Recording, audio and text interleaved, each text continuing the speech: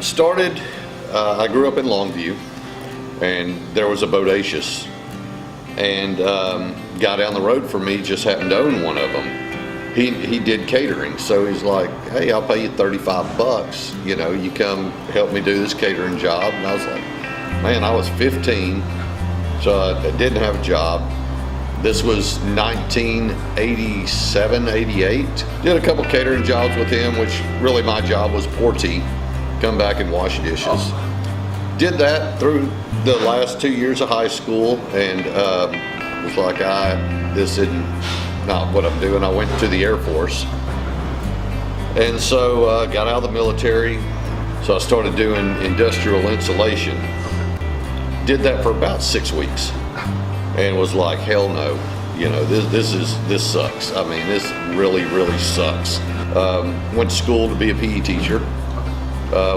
Did that, kept on working in barbecue. I moved to a different restaurant at that time, and was there about a month when this place here came up for sale. We moved down here and we took it over as Baker's Ribs. That was January 1st, 2003, we took over ownership. When I bought this place, I knew nothing about running a restaurant. I knew how to cook barbecue. I thought I knew how to cook it great. Looking back, I didn't know. The office work, I didn't know anything about that. Hell, I almost bankrupted this place 3 or 4 times just by not knowing. And so we ran it as Baker's Ribs. Well, in about 2014, I guess it was about, I think it was 13, we participated in the Houston Barbecue Festival. And I had never been a person to really go out and eat a lot of barbecue. And I got to sample all these different types of barbecue and what different people are doing. I was like, wow, man, that's good. Going to A&M to Camp Brisket and barbecue summer camp, that really taught me how to do barbecue the right way. You know, the first time I go to Camp Brisket, there's Aaron Franklin's there, who anybody, you know, who knows anything about barbecue knows who Aaron is. And, you know, hearing their process, hearing just other people in the business's process, was like, wow, man. And then that really opened my eyes up to barbecue. I was like, wow, you know, there's a whole different way to do this. We really did a lot of soul searching and talking and decided we wanted to leave the franchise. So in December 2014, we decided to leave, put our name on it, and did our own thing. So our sales started going down, and we were sitting here one day, and my wife was looking out the door, and she said, do you think we made a mistake? I said, no, I believe in what we're doing. Just hold on.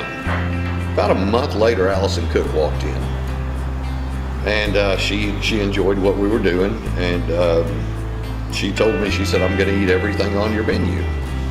So I called, first person I called was Will Buckman up at Corkscrew, because I knew she had reviewed his restaurant, and I said, well, what will this do? You know, how does this work? He said, well, it'll make your best month every month.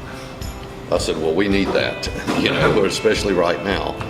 And when the article came out, it completely changed everything here. I mean, we went from struggling to actually making a decent living. Back in 2015, January of 2015, Texas Monthly puts on a thing called Fire and Smoke. We did that collaboration with State of Grace, and I met Bobby Matos, who has since become a friend. So I walked in, and they basically had the menu. Hey, here's what we're thinking. So we set it up, and it was about 165 people that night, and it was great. It was awesome. It was, like I said, that was probably the highlight of my whole barbecue career, doing that. I did, when I first got this thing, I was so hands-on, not letting go, and I didn't take a vacation. I think it was for 7 or 8 years. When your name's on it, you never leave it. Right. You just have to kind of do other things and try to prioritize your family life ahead of that. But it's hard to do. Like, there are plenty of times where, you know, you're sitting at home and something happens here and it's like, I gotta go. You need to learn that your niche is cooking and outsource the rest. There are people, I have friends in this business who can't let go. Right. They are there 24/7. And that's the way they do it. I, found somebody that I trusted, Goody cuts the meat. I trust him 100%. Bruce is our up front guy. Trust him. Stacy, does up front and she handles my office. Trust her. Fredo does the pits. I trust him. So if you can delegate those little things, it won't kill you. It's not just my show. My name's on it. Those guys are the ones who really make it happen.